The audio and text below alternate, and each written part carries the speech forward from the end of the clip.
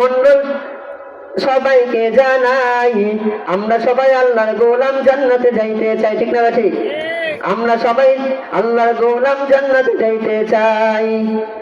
শোনো শোনো নাগরপুরবাসী, শোনো দিয়া মন, শোনো শোনো নাগরপুরবাসী, শোনো দিয়া মন, ভালো লাগলো আপনাদের এই মাহফিল আয়োজন। হায়রে ভালো লাগলো আপনাদের এই মাহফিল আয়োজন।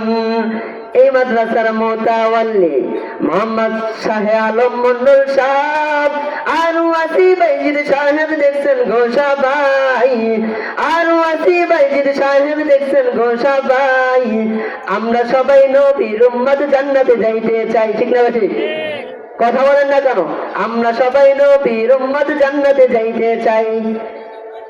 কে কে জান্নাতে যাইবেন হাতে লারা দেন সবাই, হাতে লারা দেন সবাই। দিন ইসলামের পথে চলবো, আল্লাহু আকবার বলেন সবাই। আল্লাহু আকবার।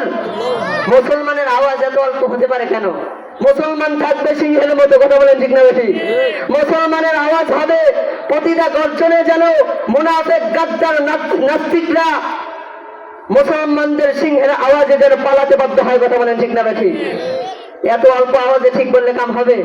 কতগুলো মানুষ, যদি কোনো নেতা বক্তব্য দিত তাহলে দেখতেন এই জায়গায় স্লোগানের আওয়াজ, এখানে যারা আছে তাদের থাকা কষ্ট হয়ে যেত।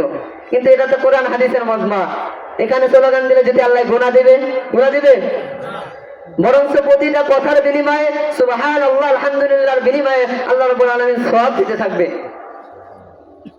সকলে আমার জন্য দোয়া করবেন, আল্লাহ রাব্বুল আলামিন যেন ভালোভাবে এলেম অন্বেষণ করার তৌফিক দেন এবং জবানের ভিতরে বরকত দান করে। সকলে বলি আমিন। আসসালামু আলাইকুম ওয়া রাহমাতুল্লাহি ওয়া বারাকাতুহু।